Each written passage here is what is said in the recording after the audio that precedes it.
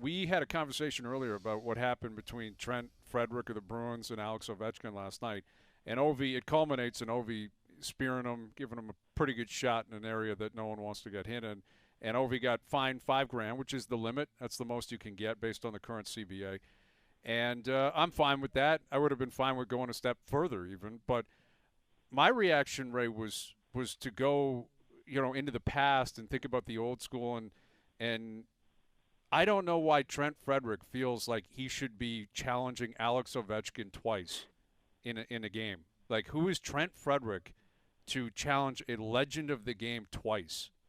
Like, when did this happen? Because I don't remember guys doing that to Mario Lemieux 30 years ago. Well, I'm no great defender of the fighting debate or, having the protected muscle around, but that would not happen when we played. No chance. Like you would feel their shadow over top of you. Like this giant that had just come off the bench. Like if you were to do that. But that doesn't excuse Ovi. Like that should be a suspension. I don't know why the league views this as a fine.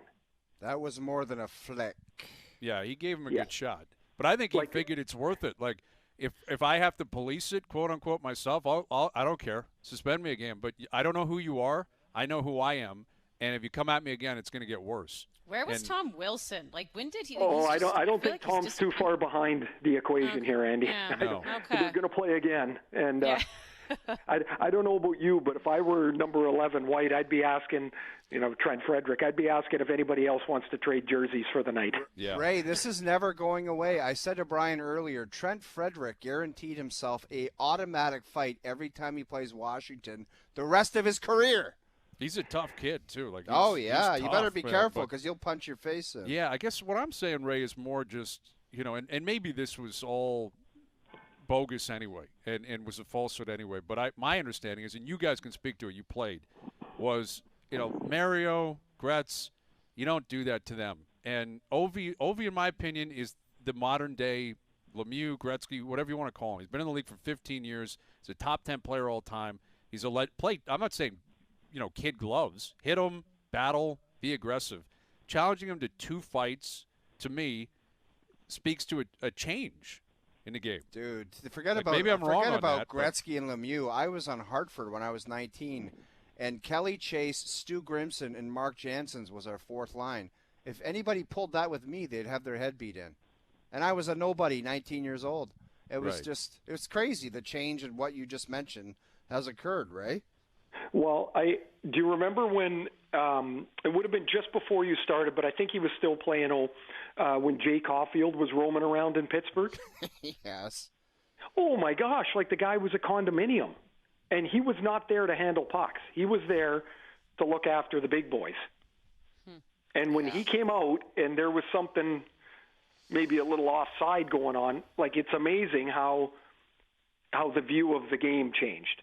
We played them in a playoff series in '93, and in one period, Darius Kasparaitis decided he was going to take a run at Mario and then take another run at Lemieux or at Jágr. It was chaos, and the only thing that saved that from going into like total pandemonium was that it was the playoffs and the big guys weren't dressed.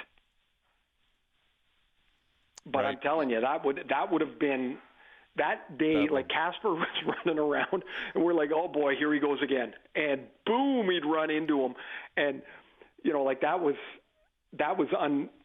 not a long-term plan. Put it that way. Yeah, no, exactly. At some point, something is going to happen.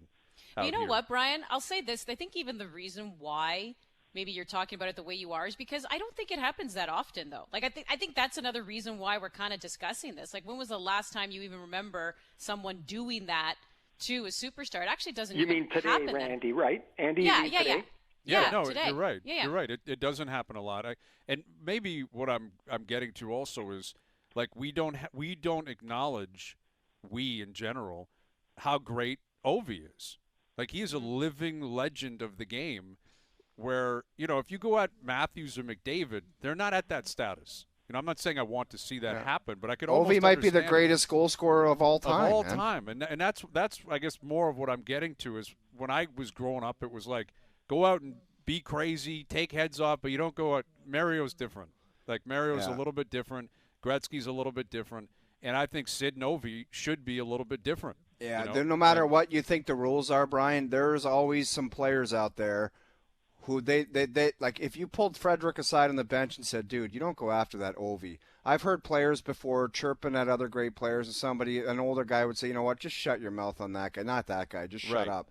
But there are some players, they have their own rules, and they don't care what you think. They don't care what the code is. They want to drop the gloves and fight Ovi. That's what they're doing, and they're on their own program, and that's what's in their head, and you're not changing their mind. I told you, if you ask Frederic, he'd probably say he'd do it that way all over again. And there's some guys, if you just stand there and look at Ovi, maybe he grabs you like he did Svechnikov, and he punches your face in. So there's kind of two ends to both stories, or kind of two sides to every story. Yeah, and I hear you. And listen, Frederic's he's tough, man. He is really tough. No kidding. Like he's making a name for himself. He'll be loved in Boston too. He probably knows the market he's playing in.